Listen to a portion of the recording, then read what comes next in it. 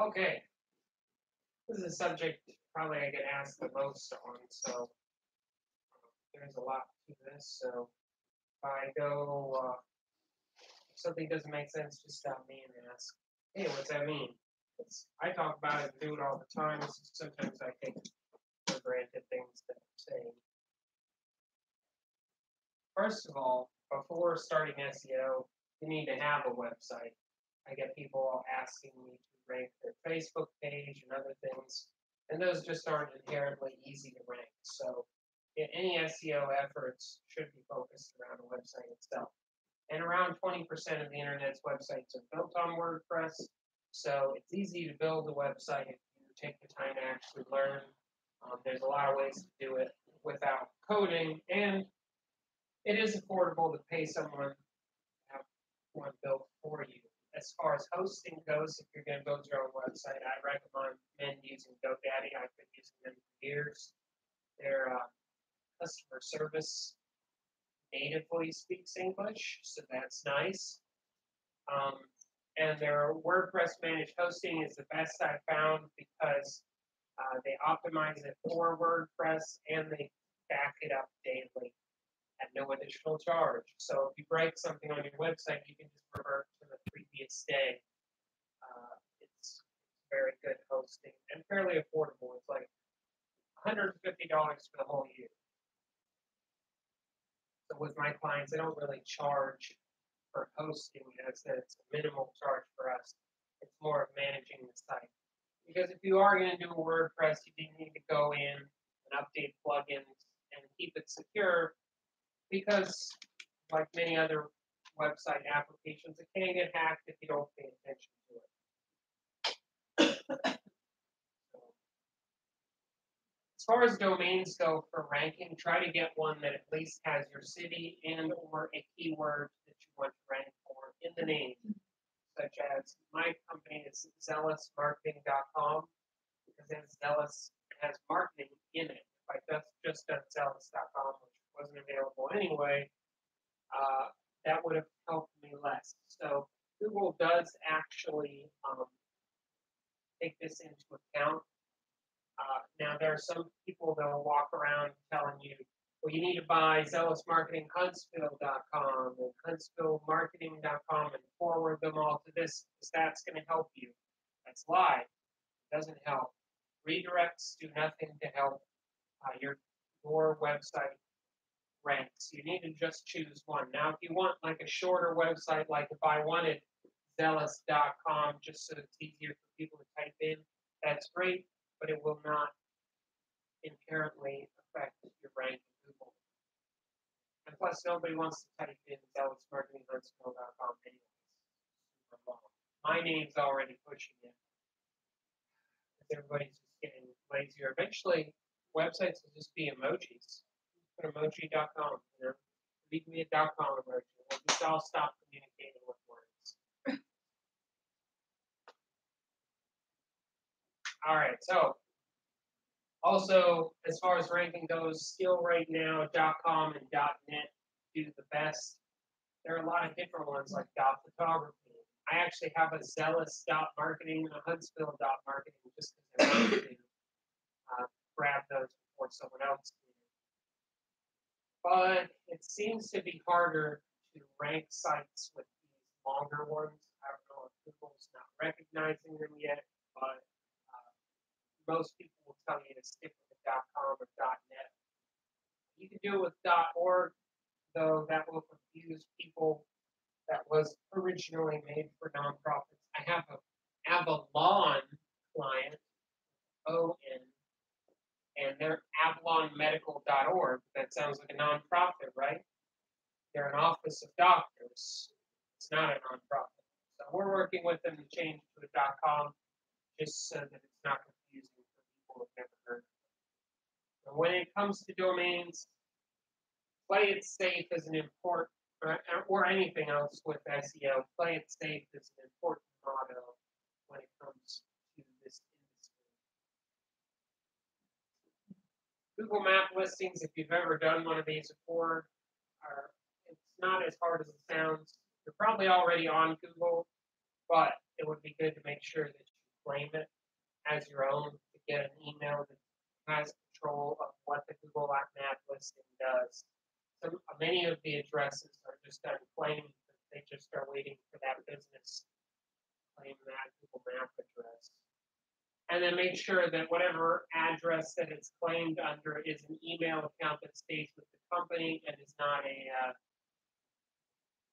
carl@company.com. That's not a good idea.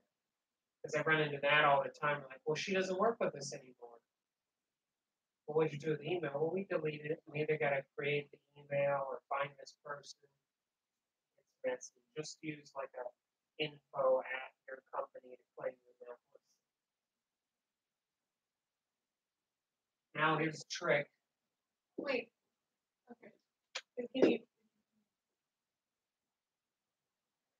we get calls every day from Google. No, you don't. Are they fake? Mm-hmm. They always want to talk to the business owner, and Mike doesn't have time for that, and they won't talk to me. They're like, your Google listing is blah, blah, blah. It's fake. It's fake. That's what I was wondering. Google will never call you. You're not important enough to Google. That's basically, I mean, you can't even get a hold of support I've over tried. there. Yeah. They will never call you. So never, don't worry about What that. are they doing? I mean, They're trying to upsell you. Oh, well, we see your map listing is correct here, but I can almost guarantee you it's probably Yext salespeople who are like, your Google mapping listing, or we can change this a little bit, and then also change all of your other listings on Bing and here and elsewhere. It's all an upsell. Unless you're buying AdWords, which Google will call you about to help you fix something. They will never call you. Okay. You're not the first to tell me this. It's been worse in the last few years of people posing this to Google. Every day, around between 4 and 5, like, we get calls every day. And you're not even a business that people really need to come to. They're just soliciting. Okay, I'm sorry. No, you're fine. That's a good question. Again, if you have any, just let me know. So if you Google Zealous, we have an office in downtown. What I really do is pay a company to have a mailing box in the downtown office and put my Google Map listing there. Google doesn't know the difference, and I'm in the middle of Huntsville. That's legal. Now, you can't put Google Map listings in post office box. That is not allowed. But if you can find like a co-working space or someplace, you just want to be in that city, pay $25 a month for that thing in downtown. So now I do every once in a while have people go to that building like, we can't find you. And I have to explain, well, you probably should have called me first rather than just showing up. And then I'll give them this actual address. Because Google, for whatever reason, this is another thing, Google kind of centers their map around. The downtown will always be in the map, almost always be in the map things when you like Google with the top 3 that it shows. Downtown is almost always in that map. So again, playing it safe, the closer you can get to downtown, the more likelihood that you'll rank in Google. Again, PO boxes are not accepted. It's pretty easy to get a Google Map listing, and you should know how to do it for your clients or for yourself. To sign up, you need to go to Google My Business, fill out your information. It looks like this. If it's a new listing, you fill this out. If it says, is this your listing? It takes all of 2 minutes. And then once you fill out that information, Google will give you usually 1 choice, sometimes 2. The main choice they'll give you is mail me my code. There's sometimes a second one that'll say call me, and it'll call that business phone number. And someone's got to be at that phone to take that code right then, or it won't work. Now I know Facebook did that. When we listed our address in Facebook, but I didn't know. So if like you move locations, what I tell most people is just have the code mailed to you. It takes about a week or two. And it's the one time, again, one of the few times you ever get a piece of mail from Google, and it is snail mail. You open it up, there's a code in it, and you place the code in. Yeah, and Facebook does the same thing too. So once you've made the map listing, it looks like this and says verification required until you put the code in. And it may ask you to do this even if you're trying to verify that you own a location. It does a similar kind of thing that you're going to have to place that code in before you're allowed to edit anything in that map.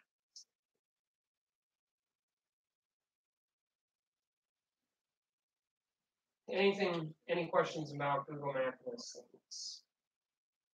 We'll go over kind of how ranking works in those later. As with anything else, it's good to know some of the terminology of SEO, so we're going to go over some of the words. So Google uses math, but also semantic, a word-based algorithm to determine how stuff ranks. It's not just specific keywords show up on a page, because, as I've explained to other people like me ruined that. And so they've had to get smarter every single year, because people like me will game their system until it no longer works. And then we've got it's like basically playing chess with blindfold on, and every 3 hours, what the chess pieces do, their roles change. That's what SEO feels like half the time. It's not easy, but it is possible, and you can't do it. It's just not, it's probably one of the more complicated marketing activities.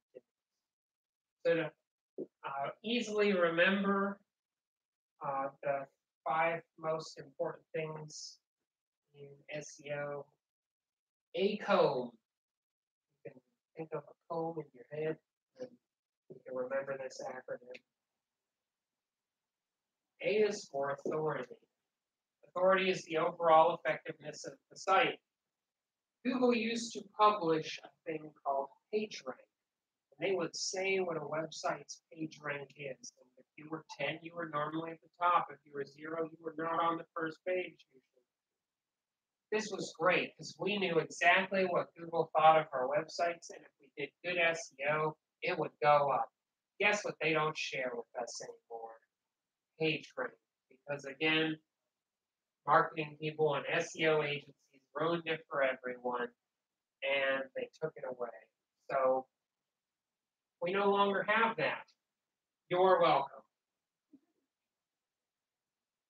So now we have to guess. PageRank still probably exists. In fact, Google has said that they've not stopped using a ranking system that was like that. It's just they're not going to publicly allow the API to show us what it is.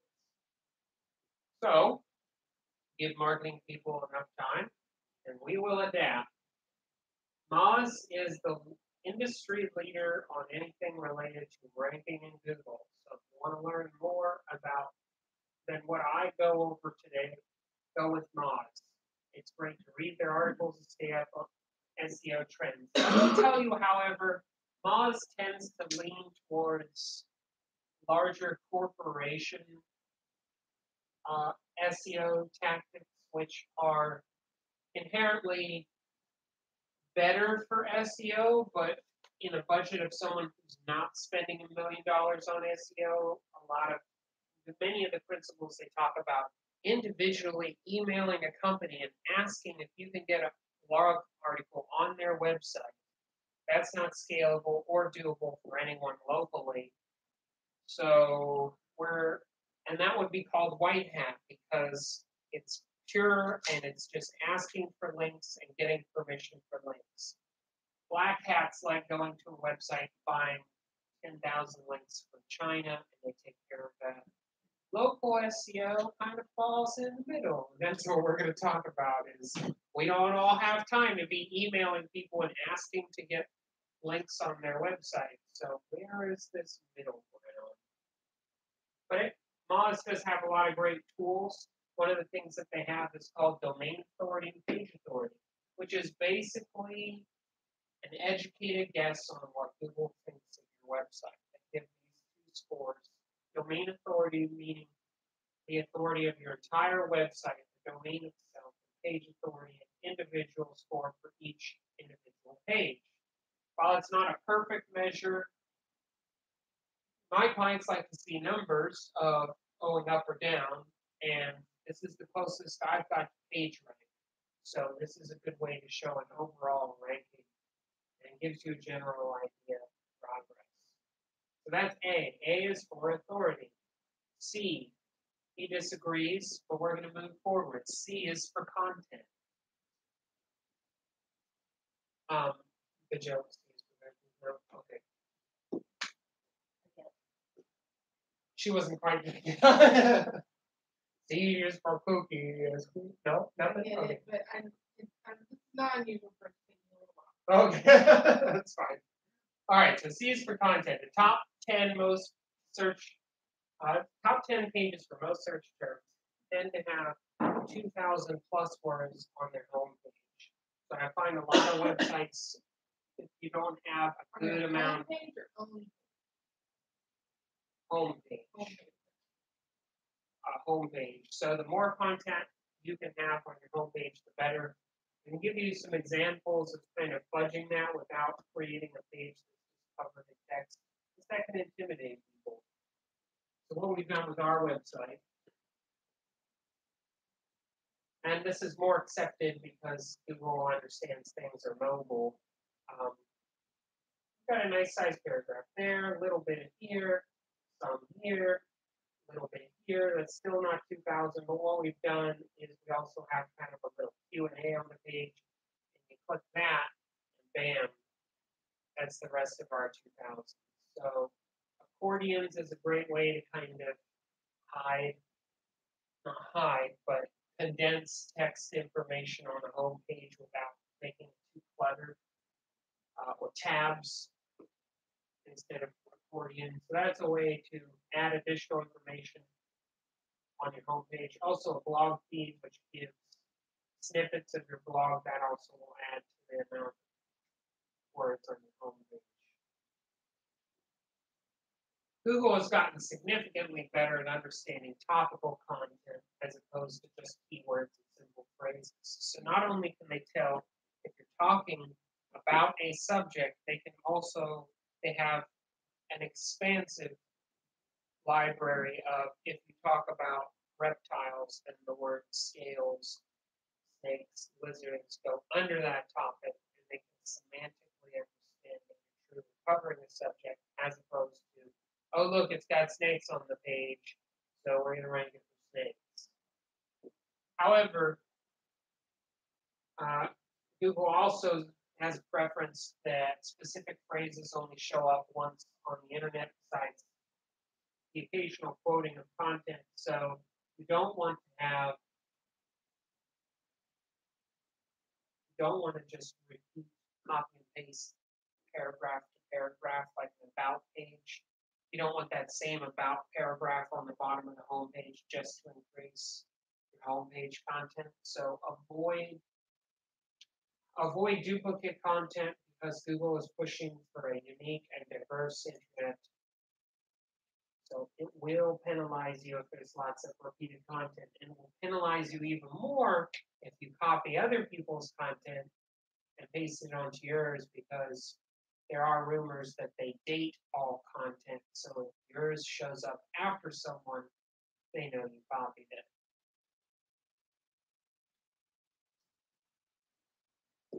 There's a reason Facebook is buying and building just a data center in just Huntsville to cover the Southeast, because they're collecting so much data and know so much that they're going to, even Google and these other places will probably start regionally building data centers just to literally have to cover the internet over the world, because it's getting too complicated to run it all in single data centers, which is impressive and scary at the same time. All right, O is for on-page SEO. So there's a lot of things that you can do to determine how you rank in Google, and a lot of those are what are on your page. Page title, page description, headings, anchor text, alt text. We're going to go over these later. These are all things that you do on your page that you control, that Google is going to look at.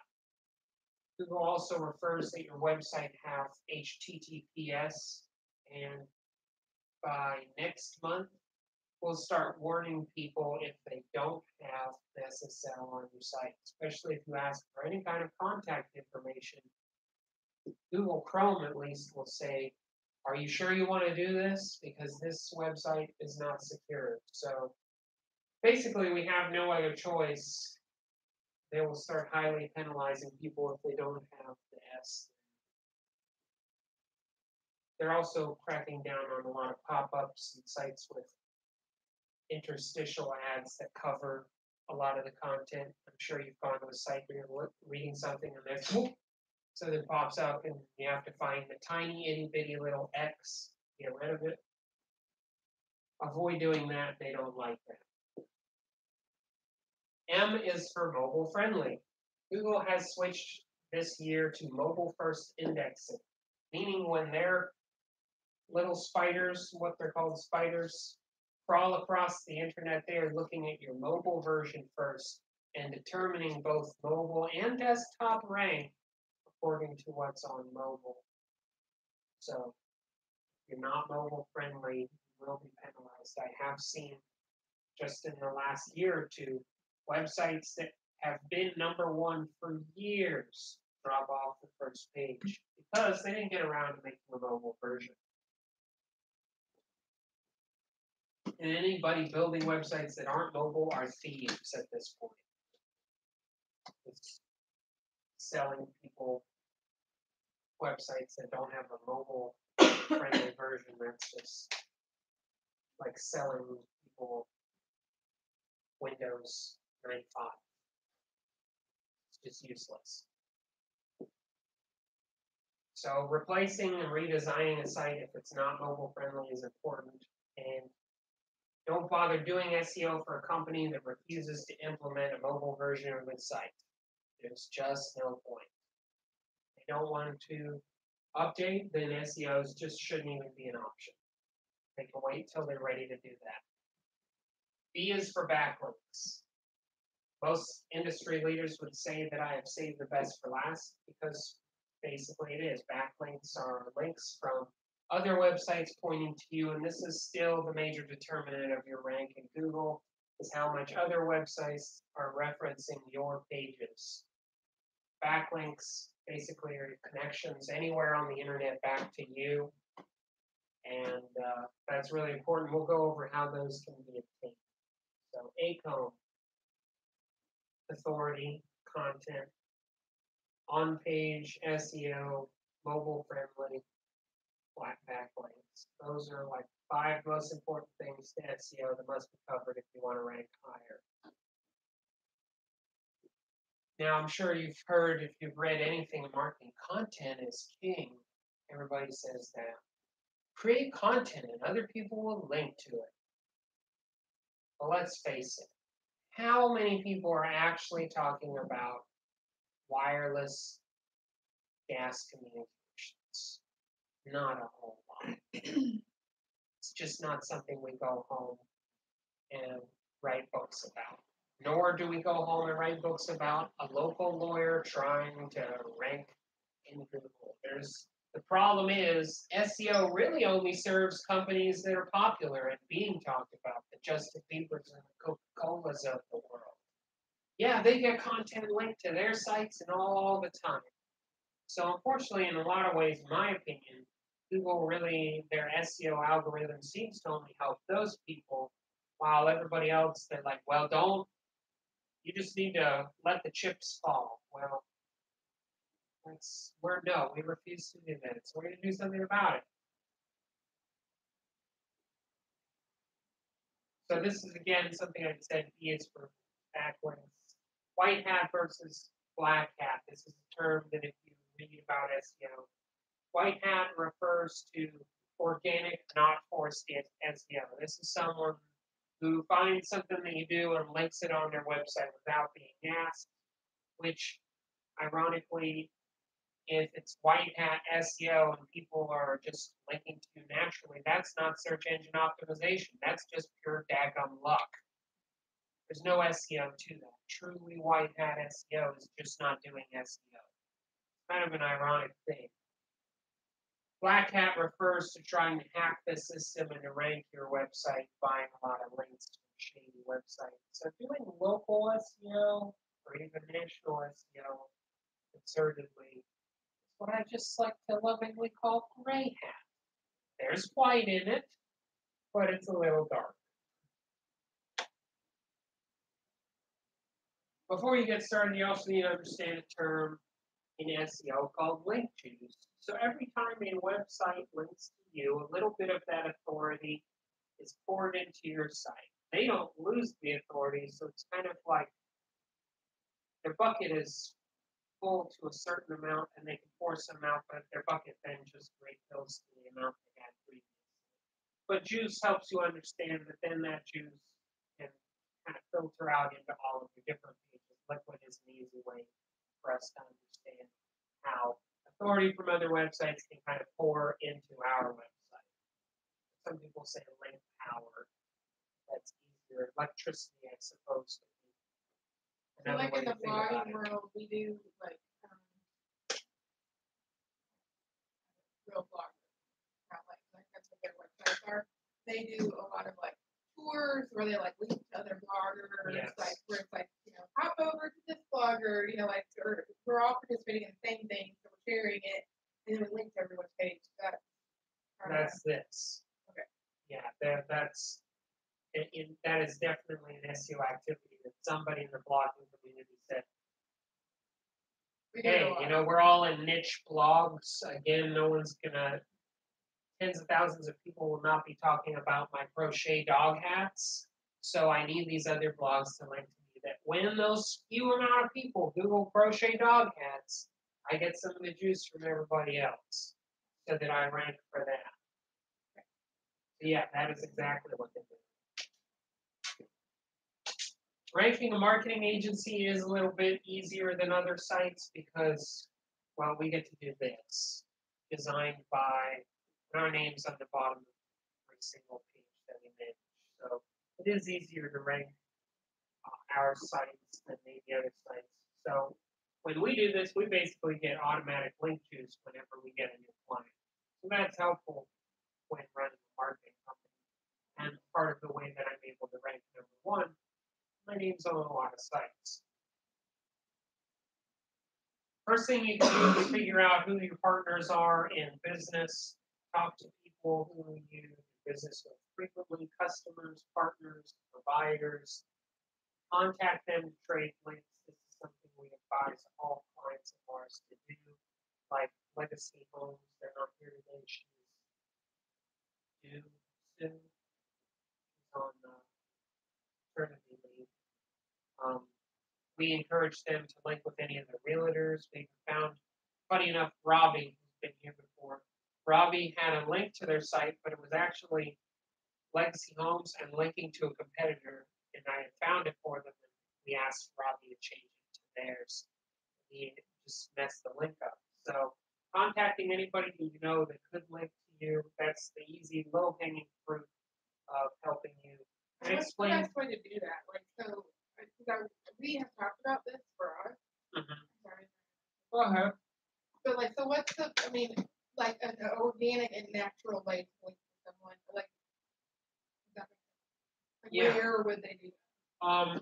Some pages have, you kind of have to figure out, you have to first look at their site and kind of determine a page that you'd like to be on that would naturally work first. So kind of prepping yourself to talk to them rather than saying, hey, put a link on your page. Most of the time people will be like, but where? So if you can first determine a page that you think would be good on, or a blog article that you think could guest on their blog, what you do is you explain how there's a mutual benefit. Because you've got a quid pro quo kind of give and take. If you show them, hey, we'd love for you to have this link here, and if you do that, we'll put one here, and we both benefit from it. Contact us soon. If people understand that it's a win-win situation, especially if it's somebody that they know. Now I get like, the problem with a lot of these people who will email you and ask you for a link is then I'll turn around and say, well, sure, I'll put your link on your website. Where are you going to put my link? And then they won't do it. So I just won't help them. So if they learn, if you explain clearly and shortly that it's a win-win situation, this will help both of our ranks and people. And even you can go to Moz and find out what your page and authority rank is and say and yours is fairly high, it's in the 40s. So a link from you is going to do well for them. If people understand that, they'll usually be helpful and also good to, once they say yes, to just get your webmasters just to immediately kind of connect the webmasters together so they know where to put things, communicate with each other as well.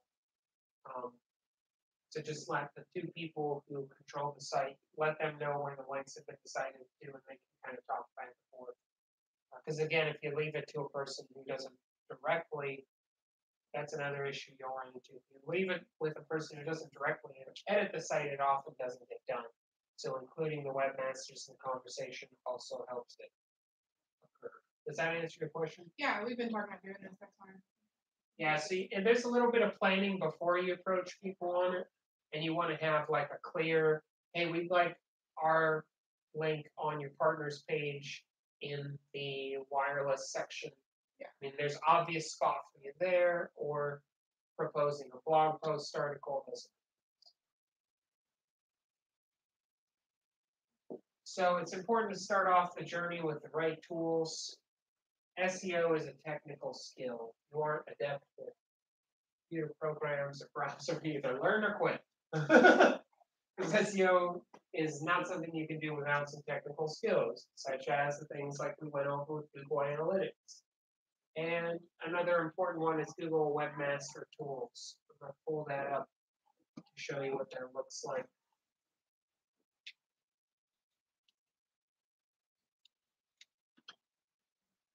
You can find it at google.com/webmasters.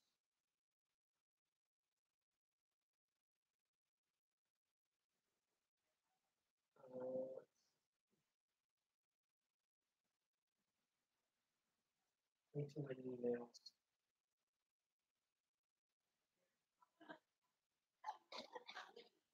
Like this is a recent one that I picked up.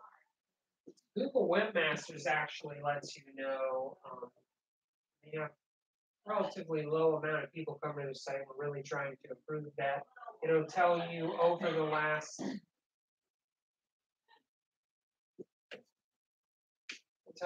last little bit, like how many clicks that you've gotten through. Google search. If there's any errors that Google has seen, it'll give you messages. If there's any issues, it can tell you things like who's currently linking to your site. With most local clients, I try to get this total links in the more 1 to 2,000 as opposed to just a couple hundred.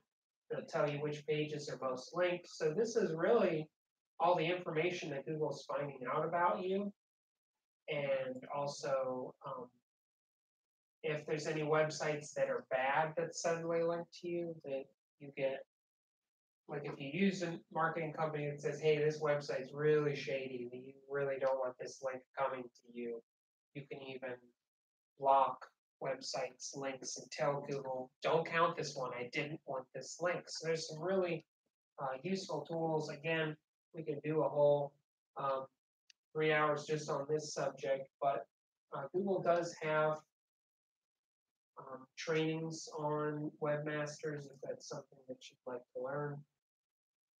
It is a good tool to kind of monitor how Google sees your site. So again, we've already reviewed Google Analytics. Got a book on it on Amazon now. Actually hit #1 for web analytics in Amazon, so I'm typically a bestseller in a tiny little category that there's like 20 books, but you know what? Darn it, I was #1. So, Webmaster again is really useful to do. Just have and getting your website linked to Webmaster also shows Google that you're willing to participate in what they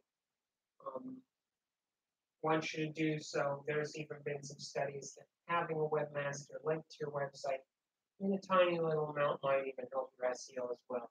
The more you show Google that you're willing to play by their rules, the better. And like, these are the ones they're willing to admit that they're counting, though again, there's another consensus that they might be registering more links just because these are ones they really approve in a sense.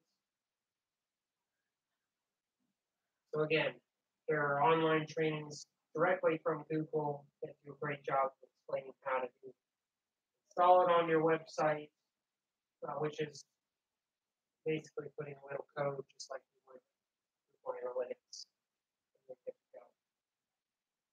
Okay, so to start SEO, we're going to really boil down top level stuff that needs to be accomplished. So again, if you're building a new website, .com or .net is preferable. Avoid really long domains, as people are prone to misspelling them. Like Video Game Design Club, that's really long. Nobody could remember VGD Club. So sometimes you've got to play between what works for you, but I'm not trying to say that long domains hurt your SEO. Just keep that in mind, that if you already use ones, make sure they're easy to spell. Make sure your website link structure, whatever CMS you're using, whether it's WordPress or whatever, you don't have sub-page domains that are a bunch of weird symbols, numbers. They need to be words and phrases, because again, these words can help you rank in Google. Google can't tell what page 1, 2, 3, 4 is. So, What if they have the date? Is that for like blog posts? That's okay, as long as like the rest of the pages are like /about, /contact, And they /wire. still say like the words, like so, crochet dog hat, but it, Yeah, crochet dog hat, that's but- fine. then it's June 21st, 2008, or whatever in there. And that's a generally accepted thing. It's Okay. not that they don't punish you. It's not that they punish you for numbers. It's that they can't tell what numbers It mean. doesn't help because it doesn't say crochet dog. Yes, it's better to have words in your link structure. Because again, Google reads words, not numbers. Secure a domain, HTTPS, even if you are just a blog, that will help you rank. Your hosting provider can easily do this. If you're hosting through WordPress or GoDaddy or whatever, oftentimes you can call them up and say, hey, I want an SSL on my website, and they'll walk you through the process. Part of why I use GoDaddy, because I've tried the other ones, and they're not as helpful. They'll sit on the phone with you for an hour if you need something. So, another thing, if you've got multiple websites, do not do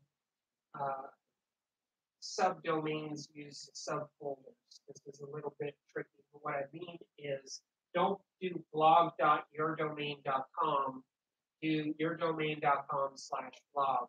Had a client in the past that had blog.company.com, and Google counts that as a separate website with a separate rank. As opposed to if the blog was hosted within the site /blog, then all the links to the blog count for yourdomain.com and not to a blog.yourdomain.com. So for the most part, in ranking sites, like if you have multiple locations, /something as opposed to that subdomain instead. Additional research is resources on this, you can read that for more about domains. Keywords. So it's important to make an exhaustive list of possible variations of ways people may be talking about. There's a way to find this out. I think we've gone over this before. Have we gone over the keyword tool and AdWords? Might have. Possibly like, Yeah.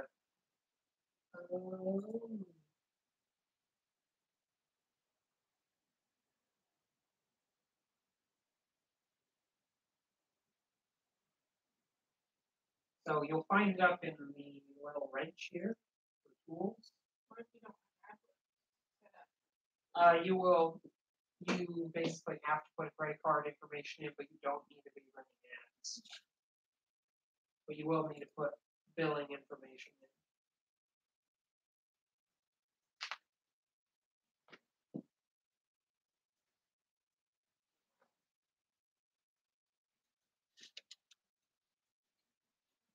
Just for fun. Crochet dog hats. Let's see how much that gets searched in the United States. 590 times. But you really should be doing dog sweaters, because that gets searched 33,000 times a month. With a peak, of course, in December, because the dogs get chilly. Like my tiny little Chihuahua Jack Russell. My wife puts a sweater on him every winter, and I know he hates that thing. Like, he's a dog, he's gonna be okay. She doesn't believe me though. Baby hats, dog hats. Dog hats is actually something more. So what would be good is to get all of these in a list of things that apply. So like maybe I should start making crochet dog beds. Not even realize that's a thing. This gives you ideas for content. It gives you ideas of words that you should say in your website, because these are the exact words people are typing in. These are not suggestions from Google. This is what people type. Is there another resource to find this kind of thing? Nope. You have to have AdWords. Yeah, I know it's there are some like third-party things, but it's hard to trust if the data is real. You gotta go to the source. Again, you don't get charged anything. Yeah. However, if you're not buying AdWords, these turn into ranges rather than exact numbers. So instead of 590, it will tell you 100 to 1,000. So that's kind of lame. They didn't used to do that, but now basically there's a paywall for specific information. So all you got to do is you could run an ad for $5 a month and you qualify to see the exact numbers. But this lets you see more data. I'm trying to think of one that.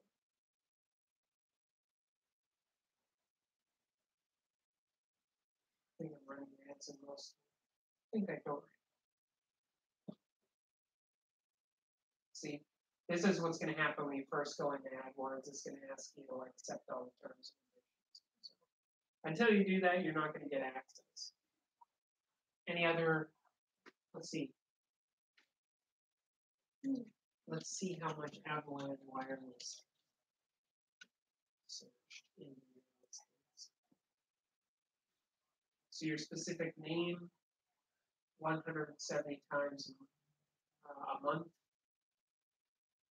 But these aren't really what you do. Yeah. Well, some of it.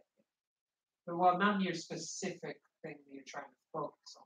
But these are components of that let you know if you're trying to rank for specific terms for words that people are using. Well, no, that's true. Do some surveillance.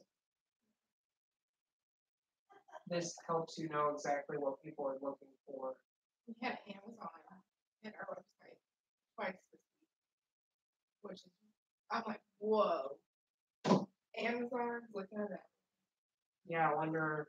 Well, We do like retail point of sale stuff, so we've got like some retailers, that look, and so we get trigger like reports for certain people, and I was like, Amazon. That would be interesting. That would be really cool. I think as a customer. That would be very cool.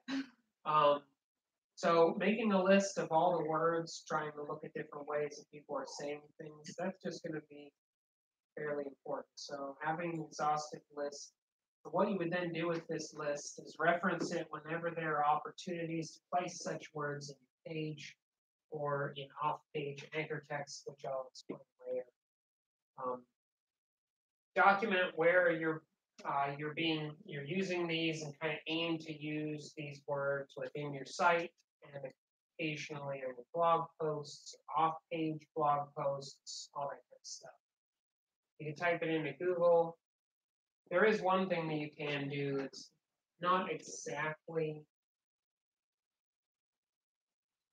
as accurate. It'll tell you the amount. Google Trends. So, easy thing, World Cup. Nothing's been talked about World Cup recently on the internet. And you'll see World Cup goes from, it's a 0 to 100 index of how often it's being talked about. So, and we don't even have the data yet, but it's going to go up to 100. So you can also search terms for that and these related topics, related queries. You're going to see, all right, how much does Argentina versus Iceland get searched? Quite a bit. Funny enough, Maryland has the most fans of one of those teams, I guess. I don't know. So this also lets you check out, and you can do worldwide. I'm guessing the two most. Oh, look, Iceland, the top one that does the most searches. And then Argentina, funny enough, doesn't seem to care about their own game. That's really weird. Yeah, Nepal must have a whole lot of either Argentina or Iceland. Really interesting Maybe they're all data. funding efforts. Who knows? So this will also kind of let you know related queries, but it doesn't tell you the amount. It just tells you when they're popular on an index of 0 to 100. That is a tool you can do without logging in. I also explained previously that Google is also looking for what's termed as Lsi keywords. Can't remember what Lsi stands for, but like I said, if you're selling pet snakes, using words like scales and reptile, Google is even able to understand that those are words related to your topic, and you're proving that you're talking about the topic. Latent semantic index. Yeah, that's what it is. Latent semantic index. How did you forget that? I know. So easy. We use Will those you go words back? all the time. Go ahead.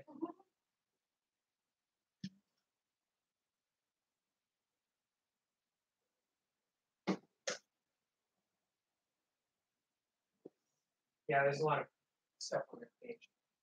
Page titles. It would be really good that if there's like a main thing that you want to rank for, and those words to be in page title. And I'll show you what page title is in Google. So when you search something,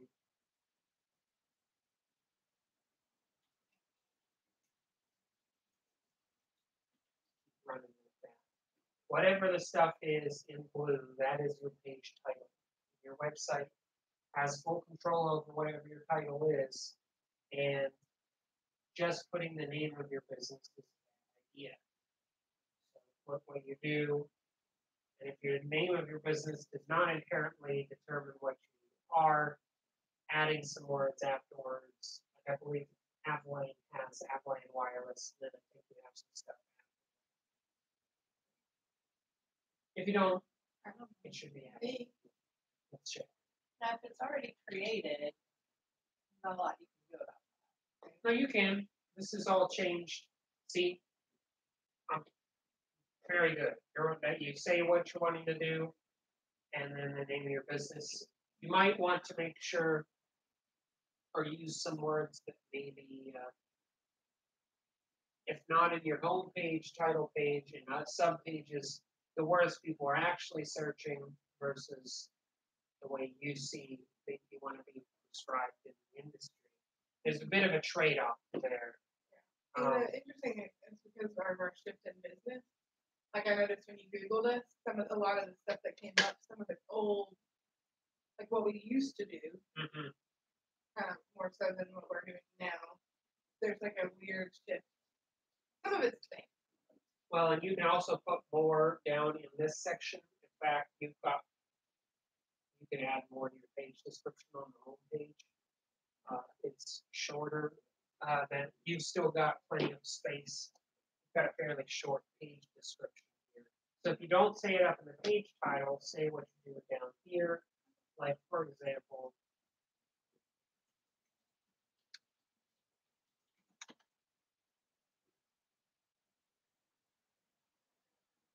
we have a fairly long one. We're kind of playing with it. And also, if you do it right, it'll even block out different pages of what you do. That's a bit more complicated, but saying what you do, like our page title is Huntsville Marketing Firm Web Design SEO, and I think that's social media. So I feel like the top 3 things that I want to rank for in the page title. I've got about a paragraph worth of, because right now we're kind of testing to see if we can rank higher for SEO as now that we're number 1 for marketing, trying to put more of the SEO stuff in the description. So this is all editable within your website. So to answer your kind of question there, you can always change what your page title and stuff is. It's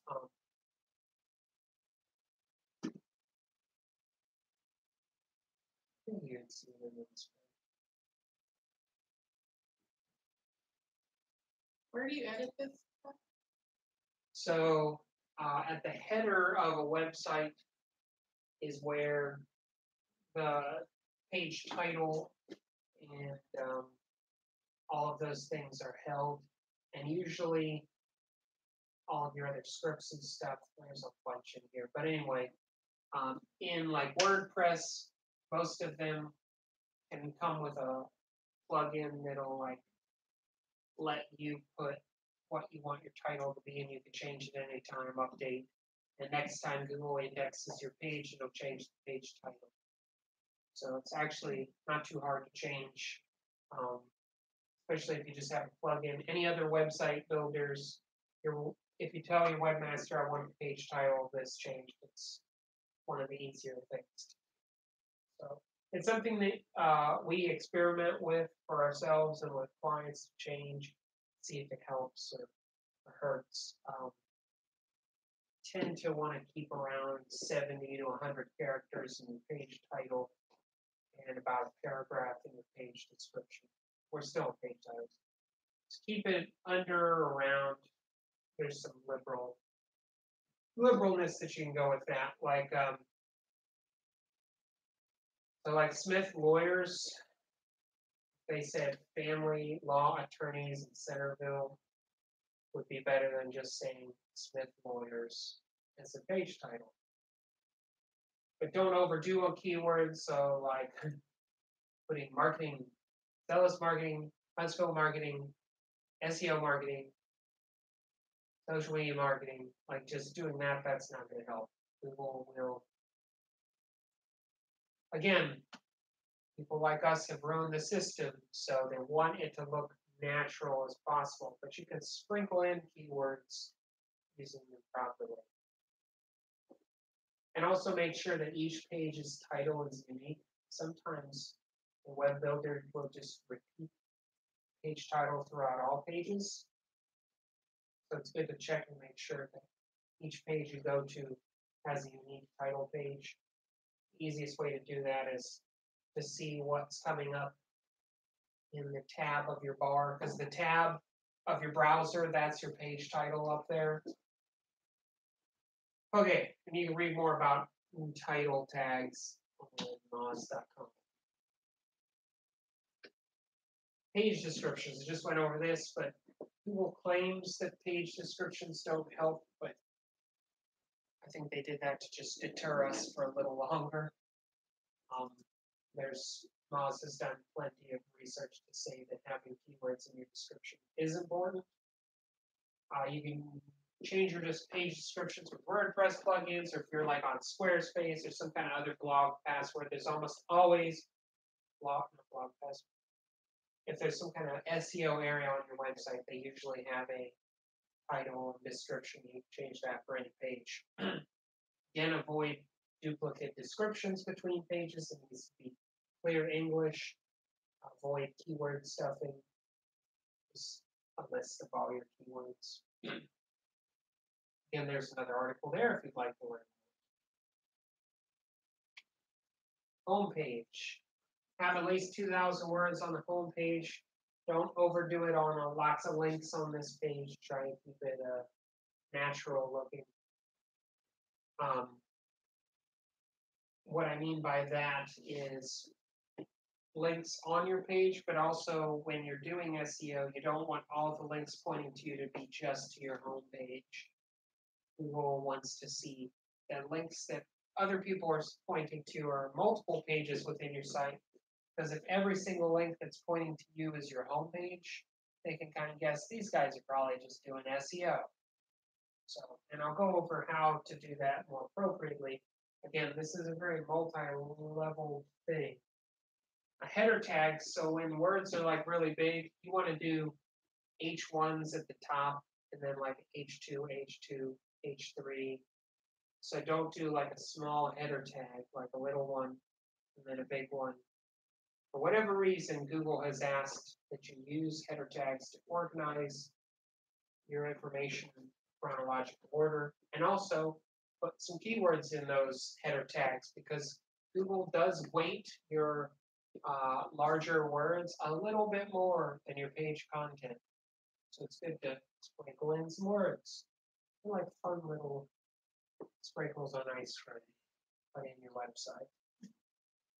If you're, make sure that your web page has some kind of call to action or content on it so that the visitors at least look at something rather than bouncing off. That your amount of traffic to your website does not determine your rank, but the quality of that traffic can affect your rank. So if people are just coming to your site and immediately leaving, which we went over in the Google Analytics page, they come to your site and immediately leave and don't click anything else, that counts as a bounce. So a website with a high bounce rate can lose some ranking people, because Google knows now this is just not a page people care to look at. Why should we rank it? And don't always assume that this page should show up for all of your keywords. So don't overemphasize linking just to this page. If you have specific services that you want to rank for, work on ranking that page, that service page, rather than your home page. Okay, individual pages underneath your home page. These should have at least 500 words, though more is better. If you have an image, make sure that it has an alt tag. Explain what that is. As smart as it is, hopefully I did this one properly. Find it.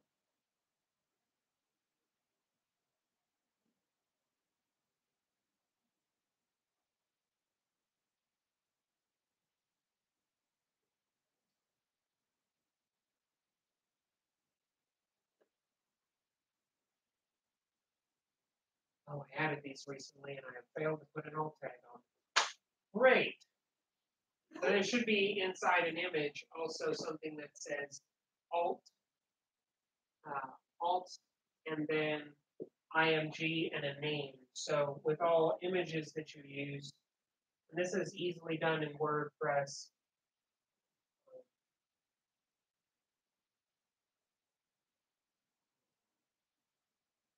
Why is that important? Because Google doesn't actually know what an image looks like. We take for granted that they put all these images on the website when most of that is actually determined by the alt image tag inside that image. And they are getting better at guessing images, but that's why you'll also search for images and something weird will show up, because probably that word was placed inside its own image tag. So smart as they are, Google doesn't actually know what your images are like. So if you've got product or something that specifically you would love for it to rank, honestly, I don't care if someone searches marketing to steal my little computer thing, but for someone who's selling product, putting in that alt image, crochet dog hat blue would be really good to put, because that's someone that searches blue dog crochet hat in Google, there's a really good chance it's going to show up because that's what you put in the alt image tag. So it's basically a way to label for Google what your image is. And again, you can sprinkle in some of those keywords.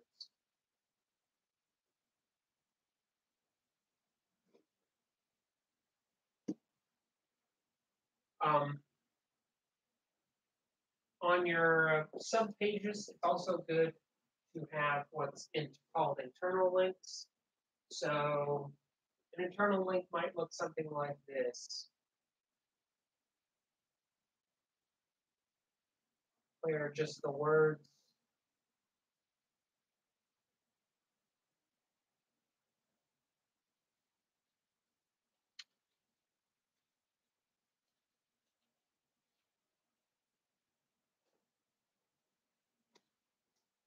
where you click this and then it goes to your about page, or it goes to your page about mentioning a subject. Google is also looking at how you link to yourself. And that's not just the menu, but when you mention a service on the content of your page, you should link to the page that talks more about that.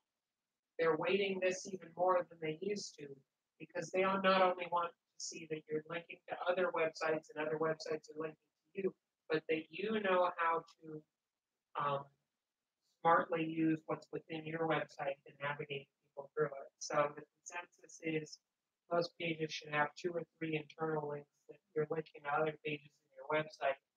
It just shows that, in a way, it's a way to show Google that you're self-aware of what you're making on your website.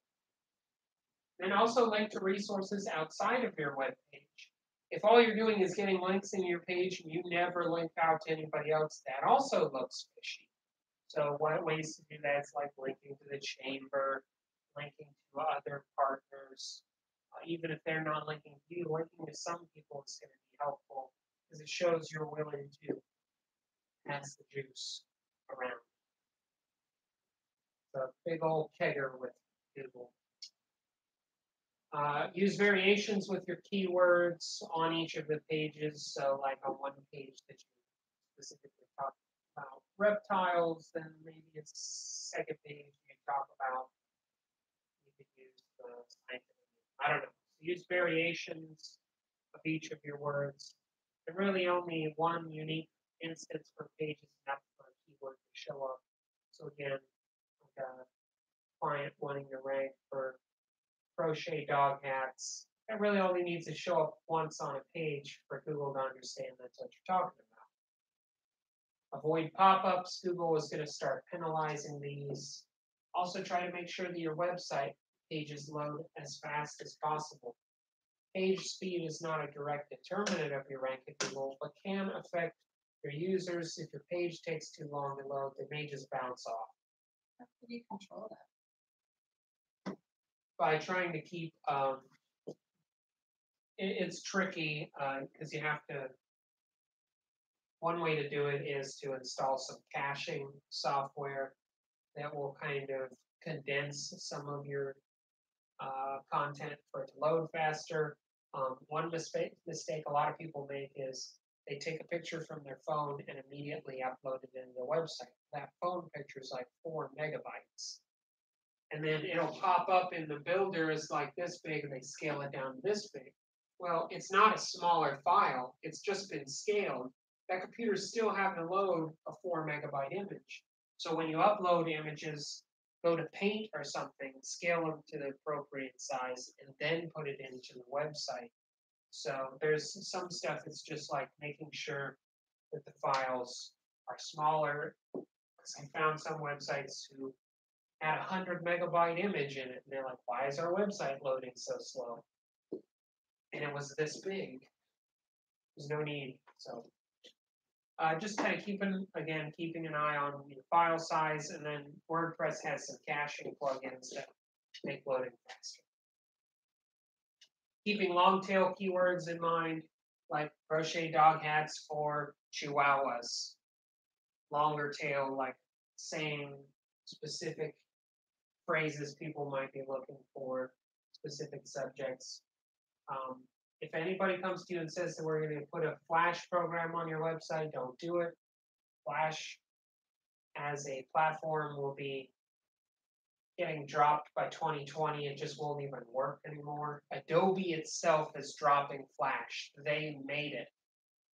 So don't we're all trying to figure out how to kind of move away from Flash. And Flash, most of the times, will not load on a phone. So if you've ever been to a website and there's just a big blank spot, it was probably built in Flash. If you're going to Google Webmasters, make sure if any issues pop up on individual pages to fix what they tell you to do. Because if Google tells you to do it, probably pretty important. And then there's some additional stuff, additional links you can look on the bottom there.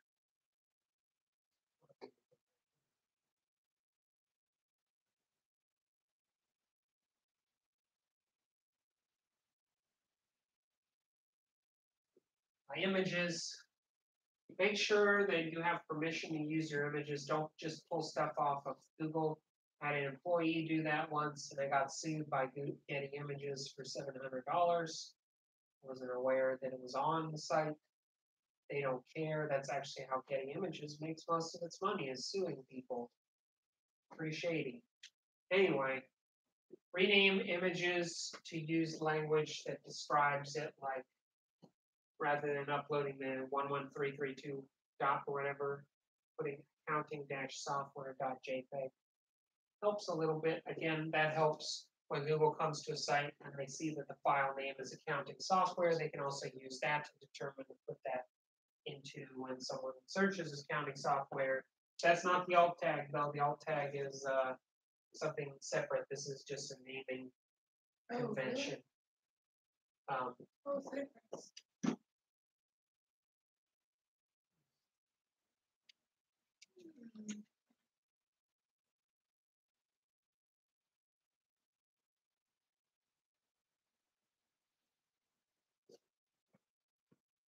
Image alt, and it says Doritos, nacho cheese, 1 ounce, single one. That's like the alt tag. If Google was wanting to know what this picture is, they describe what the picture is in the alt tag here. And then the source, the file name of this image, is super long. Lots of numbers and stuff. Would have been better if they put red-Doritos-bag.jpg. So that's an alt tag, and that is the image file. It's best to save, and I'm not always the best at resaving images on my own site, but I try to do it with clients. Keeping your image under 1 MB is also helpful. If it's not going to take up a whole lot of space, don't scale images inside the website, because that just means they're still big. Using captions under an image can also help. People will sometimes read the text under the image to also figure out what it is about. How do you size your images down? Do you use Photoshop? Yeah, Photoshop. Do you export the web? The problem, you have to be careful. If you save stuff in JPEG, it gets that weird, fuzzy, pixelated look. So I still tend to save things in .png. It is slightly larger, but there's kind of a balance between size and quality of the image. JPEG will sometimes, especially on stuff that's very clean with lines and things. You ever seen images where there's a little bit of gray around corners and stuff? JPEG will do that. So sizing it down to the appropriate size, I would either use a JPEG or PNG. We'll take a break because my throat hurts. Okay. And we're rolling on YouTube. Hello, YouTube, and all the people not watching this.